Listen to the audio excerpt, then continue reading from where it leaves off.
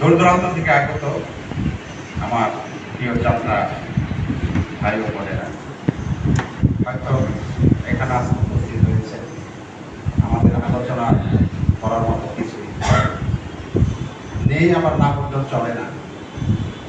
আমাদের যাত্রাটা ধীরে ধীরে কেমন জানি ঢেলামি হয়ে যাচ্ছে। তো আমরা কোনো কুল কিনারা পাচ্ছি না।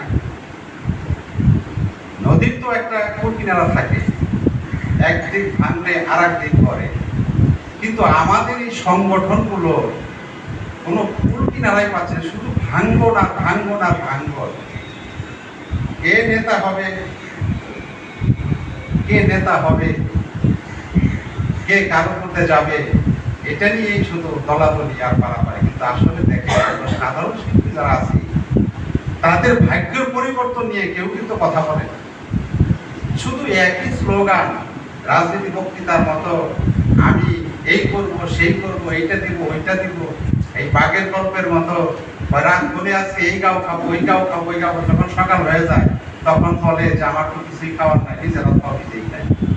আমাদের যাত্রা পরিস্থিতিতে একই রকম হয়ে গেছে। দেখেন কল্যাণটা দুইটা পার্ট হয়ে গেল, এত সুন্দর একটা কল্যাণ ঘুরছিল, প্রত্যেকটা জেলায় জেলায় তারা কমিটি দিয়েছিল, কত সুন্দর। কিছু লোক ব্যাংকের মতো, কিছু লোক এরা এনে যখন জড়ো করছে, সেই ব্যাংকগুলো লাফাইয়া লাফাইয়া যখন রাস্তাঘাট চিনছে, ব্যাংকগুলো লাফাইয়া লাফাইয়া পানিতে বইরা বইরা মনে করতে বাদ করেছে। আজকে আমরা কোথাও সম্মানিত হতে পারছি না। 21 পদক দিল, সবচেয়ে দুঃখের ব্যাপার 21 পদকে আমাদের যাত্রার একটা লোককেও তারা আমন্ত্রণ পর্যন্ত দেয়নি। পদক তো দূরের কথা, কেন সেটা আমাদের ব্যর্থতা। আজকে মনে করেন উন্নয়ন পরিষদ দুইটা ভাগ,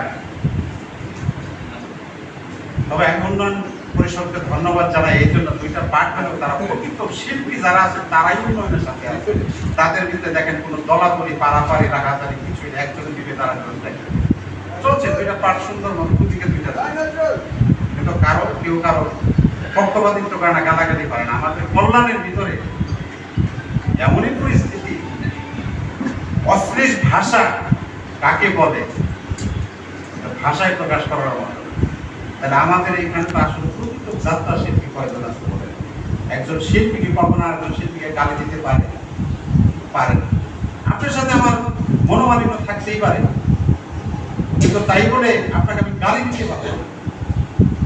তো সবশেষে আমার একটা কথা, আজকে আমরা যারা এই কমিটিতে নিযুক্ত হয়েছি আছেন, মাননীয় সভাপতি সাহেব আছেন, তাকে উদ্দেশ্য করে বলছি, আমি চাই এই শিল্পটাকে আপনারা সুন্দরভাবে গুছিয়ে তোলেন। শুধু বড় বড় কথা নেতৃত্ব দিলেই হবে না, আপনার থাকতে হবে প্রত্যেকটা মা এবং বাবা কারা সংগঠনের কেন্দ্রীয় কমিটির যারা নেতৃত্ব দেয়, সভাপতি সেক্রেটারি কার্যকারী সভাপতি যারা থাকে তারাই তো বাবা এবং মা থাকে।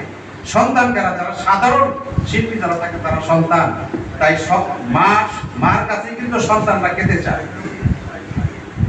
মা হয়তো একবার দুইবার বুঝতে রাখে, তারপর যখন না পারে তখন বাবাকে বলে কেন্দ্রীয় কমিটি, তাই সে বলে জেলা কমিটিরা যে ভাই আমাদের কিছু দেন, আমাদের শিল্পীরা তো অসহায় অবস্থায় আছে। যদি তাদেরকে আপনারা দিতেই না পারেন তাহলে আমি মনে করি সংগঠনের কোনো প্রয়োজন নেই। আর সংগঠনে এমন লোককে আনবেন যার 2 টাকা দেওয়ার মতো এবারিটি আছে, যে সংগঠন থেকে 1 টাকাও খাবে না।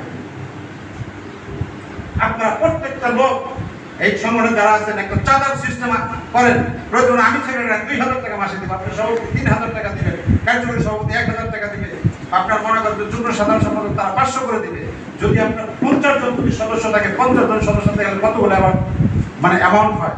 আপনার কাছে যখন নাকি আপনার 10 টাকা থাকবে তখন 9 টাকা থেকে 5 টাকা আনতে পারবেন। যখন আপনার এবারিটি থাকবে না তখন কেউ আপনাকে দিবে না। খালি হাত কখনো মুখে যায় না, আপনার মুখে হাত দিতে হলে কিছু না কিছু খাবার আপনার মুখ থাকতে হবে। আজকে আমরা এই যে ইফতার পার্টি করছি, আমাদের ইফতার পার্টিতে অন্তত পক্ষে যদি আমরা কিছু তাদের জন্য, সাধারণ শিল্পীদের জন্য একটা অ্যারেঞ্জমেন্ট করতে পারতাম ঈদ সামগ্রী হিসাবে, যদি 50 টাকা করে হোক, তারও মনটাকে আজকে আমার শান্তি থাকতো, ভালো লাগতো যে আমি সাধারণ শিল্পীতে, আমি যদি এই স্থানে বসছি, আমি যে একটা শিল্পীর যদি একটা টাকাই না দিতে পারি, আমার কোনো দরকার আমি থাকবো না। আর যদি সংগঠন চালাইতে হয় তাহলে আপনার সংগঠনের মতো চালাইতে হবে, যাতে মানুষের বলে আমার 10 জন থাকে।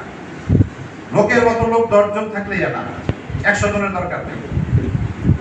তাহলে আমার 10 জন লোক নিয়ে যদি আমি লোকের মতো লোককে 10 জনকে নিয়ে যদি আমি এই সংগঠন পরিচালনা করি, আল্লাহর রহমতে আমরা এই সংগঠনে অনেক দূর যেতে পারবো। আমরা যে কোনো জায়গায় থেকে কিছু আনতে পারবো। আমরা ডিসি অফিসে যাব, আমরা শিল্পকলায় যাব, আপনার সরকারি প্রোগ্রামগুলো সেগুলো আমাকে পাবেন, সবই পাবেন যদি আমরা ডিসিপ্লিন মোতাবেক যদি চলতে পারি। যা হোক, সময় বেশিক্ষণ নাই, শুভেচ্ছা বক্তব্য দেওয়ার জন্য তারপর অনেকক্ষণ বললাম। আপনাদের সবাইকে শুভেচ্ছা ও আন্তরিক ধন্যবাদ জানিয়ে শেষ করছি। বাংলাদেশ জিন্দাবাদ, বাংলাদেশ যাত্রা কল্যাণ শিল্পী সমিতি জিন্দাবাদ। আপনাদের সবাইকে আসসালামু আলাইকুম ওয়া রাহমাতুল্লাহি ওয়া বারাকাতুহু।